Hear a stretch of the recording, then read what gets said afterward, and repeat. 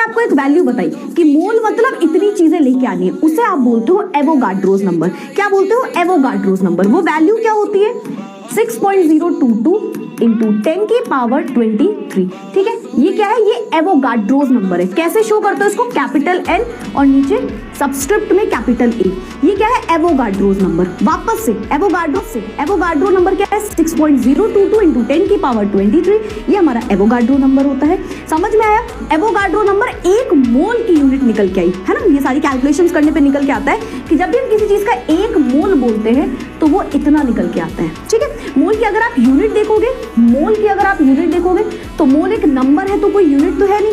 मैंने आपसे बोला 10 चॉकलेट लेके आओ, तो आप क्या लाओगे ना? आप बोलोगे मैम हम ले आए क्या? 10 चॉकलेट। ऐसे मैंने बोला 10 मोल लेके आओ, तो क्या बोलोगे? मैम 10 मोल लेके आ गए। तो मोल की कोई यूनिट नहीं है, आप आगे MOL उसकी क्वांटिटी के लिए लगा सकते हो। ठीक है, तो ये हमारा एटॉमिक मास यूनिट हो गया, ग्राम एटॉमिक मास हो गया, मोल भी हमने समझ लिया। अब हम आगे बढ़ते हैं। नेक्स्ट क्या है? देखो मोल कंसेप्ट ना, एज वी ऑल नो, हमसे थियरी नहीं पूछेगा कहीं भी, हमसे नहीं बोलेगा what is a mole, define करो। मोल होता क्या है? मोल के क्वेश्चंस, फॉर्मूलाज बड़े इंपॉर्टेंट होते हैं। एंड यही मोल जो है ये स्टोइशियोमेट्री में पूछ लिया जाता है, ये हमें एम्पिरिकल फॉर्मूले में पूछ लिया जाता है, ये हमें मल्टीपल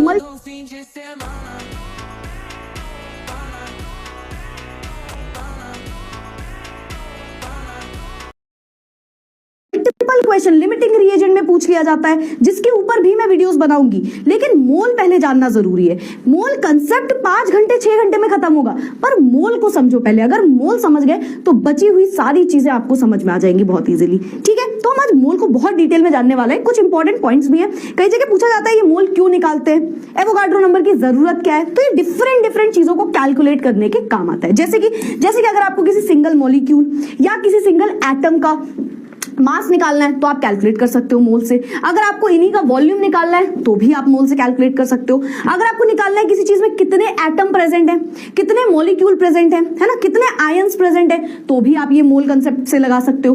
अगर आपसे कोई बोल दे टोटल नंबर ऑफ मॉलिक्यूल कितने प्रेजेंट है किसी भी कंपाउंड में, तो आप कैलकुलेट कर सकते हो। अगर आपसे बोल दे टोटल नंबर ऑफ मॉलिक्यूल्स कितने हैं वॉल्यूम में, तो भी आप कैलकुलेट कर सकते हो। और इसी के साथ साथ कई बार ऐसा होता है कि हम डेटा जो निकाल रहे हैं उसमें अगर हमें कुछ रिप्रेजेंट करना है तो उसके लिए भी ये आसान हो जाता है। जैसे परसेंटेज कॉम्पोजिशन वगैरह कुछ भी निकालते हो, बोलते हो रिएक्शन में जो आगे स्टोइकियोमेट्रिक कोफिशिएंट लगा है ना, ये मोल की वैल्यू है, रेशियो ऑफ मोल्स की वैल्यू है। तो बेसिकली मोल्स हर जगह यूज हो रहा होता है केमिस्ट्री में। ठीक है, तो ये कई उसकी इंपॉर्टेंस होती है एटम के बराबर।